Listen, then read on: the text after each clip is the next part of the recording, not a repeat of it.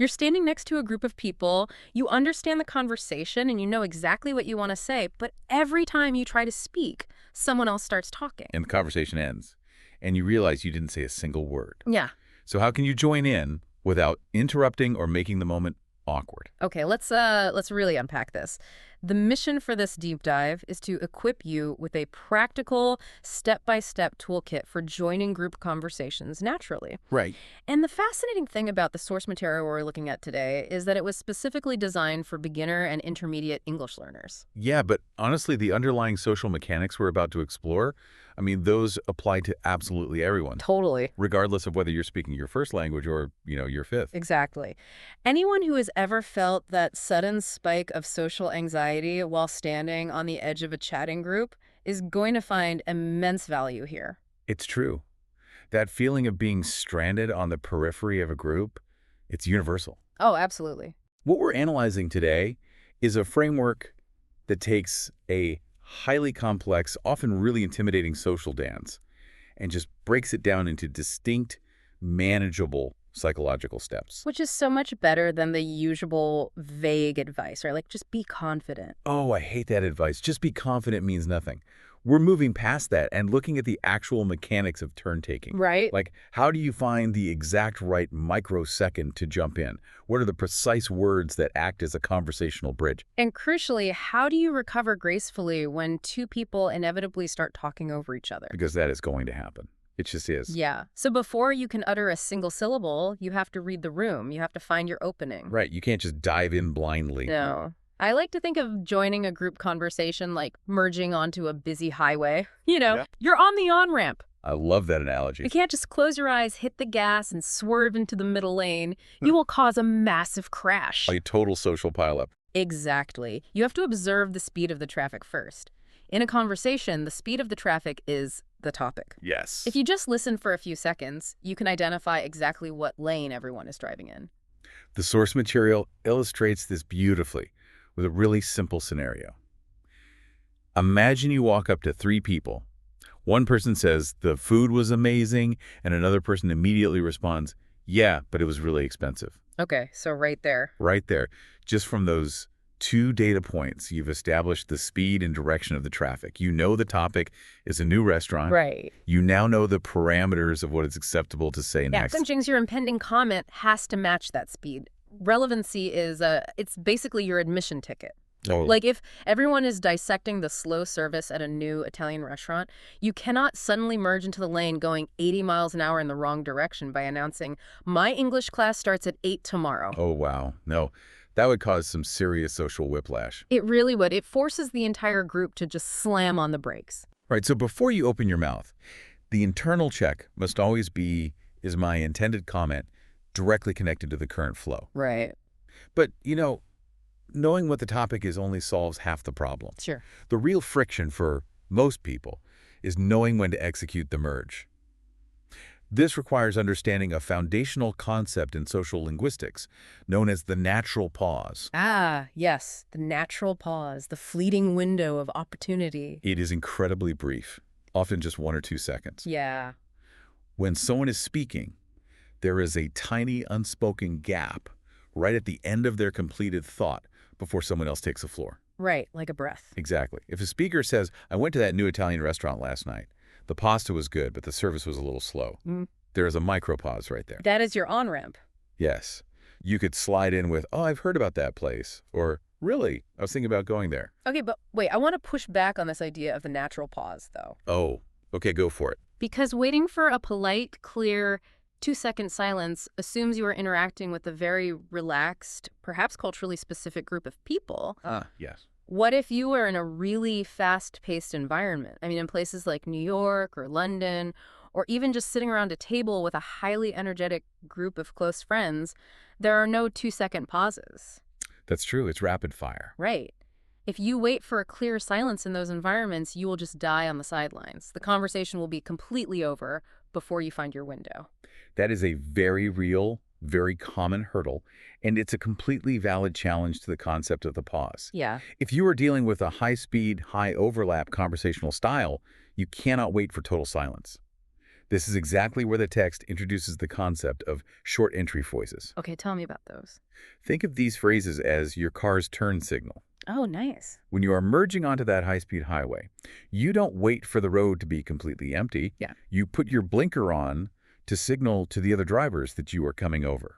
A conversational blinker. I love that. It claims your space before you even have your full thought completely articulated. Precisely. That's exactly the function they serve. The text highlights a few incredibly effective ones, like, actually, by the way, speaking of that, and that reminds me, They're so short. right, they demand very little cognitive effort to say, but they are socially recognized signals. They instantly alert the group to make room for you. So let's see those blinkers in action. Sure. So if the group is talking and someone says, I really want to visit Japan next year, you don't need to wait for a long silence. You just drop the blinker. Exactly. Speaking of Japan, my sister just came back from Tokyo. It is smooth, and it clearly links your new thought to the existing topic. It validates what the other person said while smoothly taking the floor. Or consider another example from the source. Someone mentions, I've started running every morning. You hear a microsecond of a gap, and you signal, that reminds me I need to buy some new running shoes. But there is a massive trap here that people fall into, especially when they are nervous about interrupting. Oh, the over-polite trap. Yes, we can call it the overpolite trap. The text gives a hilarious but very real warning about this. It really does. When you are trying to use your conversational blinker, you cannot use a massive flashing neon billboard that stops traffic entirely. Right. Do not wait for a pause and then formally announce, "Excuse me, everyone. I am very sorry to interrupt this conversation, but I would like to share my opinion." Oh my goodness, please don't do that.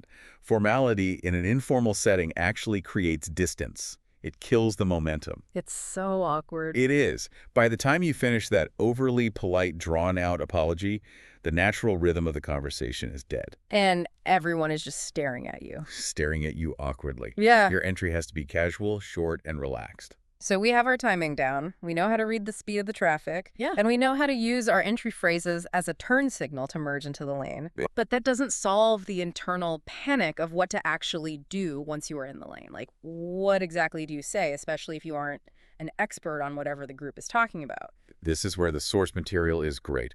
It offers a highly effective, incredibly simple behavioral formula for this: reaction plus comment. Let's break down the mechanics of why that formula works. Because as someone who is endlessly fascinated by how the human brain processes real-time social interaction, this two-step process is an absolute masterclass in lowering cognitive load. The cognitive load is the real enemy here, especially for language learners. Oh, 100%. When you are standing outside a conversation, and especially if you are navigating a second language or if you simply struggle with social anxiety, your brain's working memory is absolutely maxed out. Yeah, you're doing so much all at once. You are translating words, monitoring facial expressions, managing your own physiological fear response, and trying to invent a brilliant original thought, all at the same exact time. It's exactly. The reaction plus comment formula acts as a pressure release valve. It offloads the burden. Because you don't have to build a magnificent novel paragraph from scratch. You just execute a reflex. Right. Like when a doctor taps your knee and your leg kicks, the reaction is just a social reflex. Yes.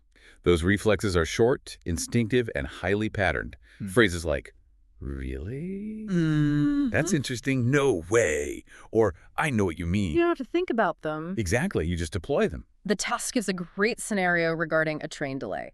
Someone complains to the group, "My train was delayed for 3 hours yesterday." Instead of trying to formulate a complex sentence about the state of public transportation, you use the formula. You deploy the reflex first. No way. Which instantly connects you to the speaker's emotional state. Right. And then you add your short personal comment. That happened to me last month. The cognitive burden is practically zero. No way, that happened to me last month. You are now successfully in the conversation. You are. But, this begs an obvious question. What if you have zero personal experience with the topic? Like, what if they are complaining about a train and you have never been on a train in your life?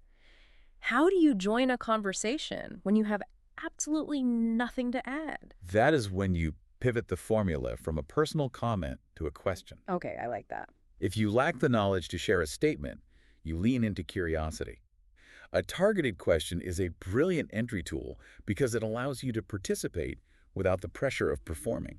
Oh, that makes so much sense. And it actually encourages the other person to keep talking, which makes them feel valued. Let's look at the unseen movie scenario from the text. The group is passionately debating a film you haven't watched. Since you haven't seen it, you obviously can't offer a critique, but you can still participate. You wait for the pause, and you drop a simple question. Was it good? Uh-huh. What was it about? Or would you recommend it? Or if a coworker mentions, we're planning to go hiking this weekend, you use the reaction reflex followed by curiosity. Oh, nice. Where are you going? It takes all the spotlight off you and shines it back on them, but you are now firmly part of the circle. However, and this is a big however, there's a fundamental difference between showing curiosity and derailing an interaction. The source material outlines a major danger here, Yes, the police interview trap. asking too many questions in rapid succession. It is such a common mistake when people are nervously trying to keep a conversation going. Oh, yeah? Someone says they're going hiking, and in a panic to participate, you just fire off, where are you going? When are you leaving? Who's coming? How long will you stay? What will you eat? You have completely altered the social contract of the interaction. Exactly. You've shifted the dynamic from a relaxed, lateral sharing of experiences into a vertical power dynamic. Intense. Suddenly, the other person is on the defensive. They aren't chatting with a peer. They are justifying their weekend itinerary to an interrogator. It forces them to perform rather than connect. Right. So the rule is simple. Ask one question, then stop, listen to the answer, and react naturally to whatever they say. Which brings us to the messiest, most anxiety-inducing part of human interaction, The overlaps. the overlaps. Even if you master the timing, the entry phrases, and the formulas, humans are unpredictable. What happens when you use your blinker, you try to merge, and another car swerves into the lane at the exact same time? It's terrifying for some people. It really is.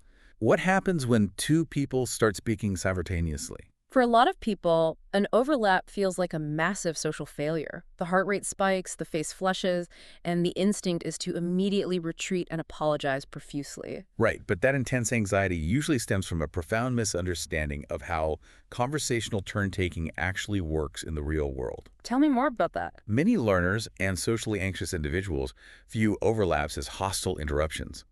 But linguists recognize a phenomenon called cooperative overlapping. Cooperative overlapping. Yes. In many cultures, native speakers constantly talk over each other, not to steal the floor, but to show enthusiastic support and active listening. Like saying, yeah, or totally, while the other person is talking. Exactly. It is a sign of high involvement, not rudeness. Therefore, there is zero need to panic when an accidental overlap occurs. So, mechanically, how do we handle it when we collide sentences with someone else? You simply stop talking, yield the floor to the other person, and use a polite, incredibly short phrase to let them continue. Like what? You say, so, go ahead, or sorry, you were saying. The text provides a perfect script for this using a closed museum scenario. Let's actually demonstrate how fast and painless this is. Okay, let's do it. Imagine I am telling you a story and I say, I wanted to visit the museum, but I went there last, oh, sorry, go ahead. I was going to say that it was closed. Oh, really? I went there last Saturday and it was open. Boom. Notice what did not happen there. Right. The person who caused the overlap didn't launch into a massive self-flagellating apology. They didn't say, oh my goodness, I'm so sorry, how incredibly rude of me. Please continue your fascinating story. No, just, sorry, go ahead. Was enough. And when the original speaker finished their thought, the interrupter simply picked right back up and contributed their point. It maintains the flow without making the overlap a major incident. It treats the overlap as a natural feature of conversation, rather than a bug that needs fixing. This troubleshooting mindset is crucial, which is why the text explicitly outlines 3 what not to do, mistakes that destroy a person's ability to join a group. Yeah, the big 3. Mistake number 1 is an issue of volume. When people feel excluded or ignored, the human fight-or-flight response sometimes triggers a need to dominate. They view joining the conversation as a literal competition for resources.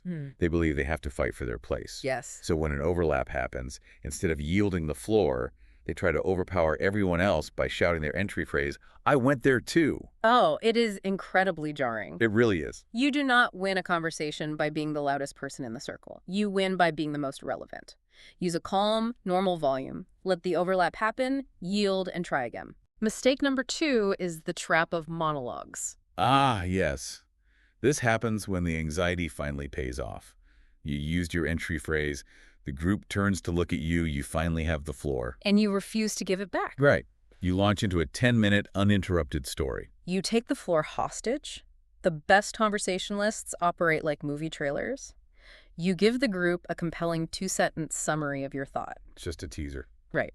If they are genuinely interested, they will buy a ticket and ask you for the rest of the story. If they aren't, the conversation moves on naturally without you having dragged everyone through a massive monologue. Give them the trailer, not the movie. Yes.